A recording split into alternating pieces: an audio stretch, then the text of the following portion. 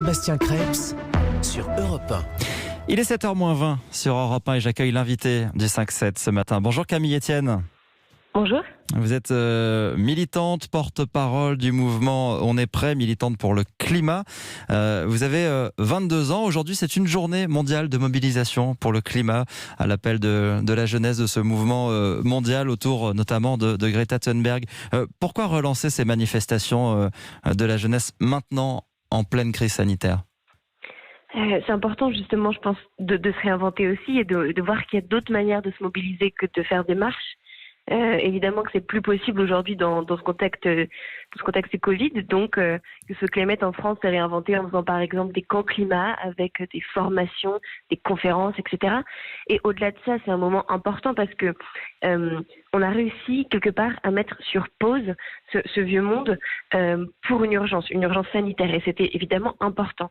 Maintenant, nous on aimerait montrer aussi qu'il y a une urgence qui est là, qui est presque encore plus grande, plus insidieuse, qui est une urgence écologique, et que donc elle aussi il faut qu'on la prenne au sérieux. Vous dites on a réussi à mettre ce monde sur pause avec beaucoup de dégâts, on l'entend tous les jours.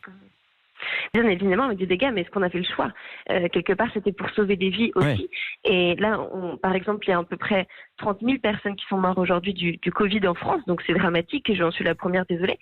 Mais il y a 50 000 personnes qui meurent chaque année de la pollution de l'air, rien qu'en France. Donc en fait, l'urgence, elle est largement à la hauteur, et on attend simplement que les décisions qui soient prises soient elles aussi ambitieuses. Vous avez votre message, vous l'avez publié dans une vidéo au moment du déconfinement, une vidéo qui était titrée « Réveillez-vous ». Avec le Covid, vous avez le sentiment qu'on a mis de côté l'environnement et les enjeux climatiques ? On les a mis de côté d'une certaine manière quand on voit que des entreprises, on a vu le MEDEF qui avait quand même fait une lettre en interne pour demander un moratoire sur les lois environnementales. Aux États-Unis, c'était la même chose. En fait, les entreprises, les lobbies du plastique, par exemple, ont poussé pour que des lois ambitieuses soient retardées sous couvert d'une urgence sanitaire et économique. Alors qu'on voit bien que c'est des choses extrêmement liées, et qu'aujourd'hui, avec le réchauffement climatique, les pandémies sont amenées à arriver de plus en plus souvent. Mais il se passe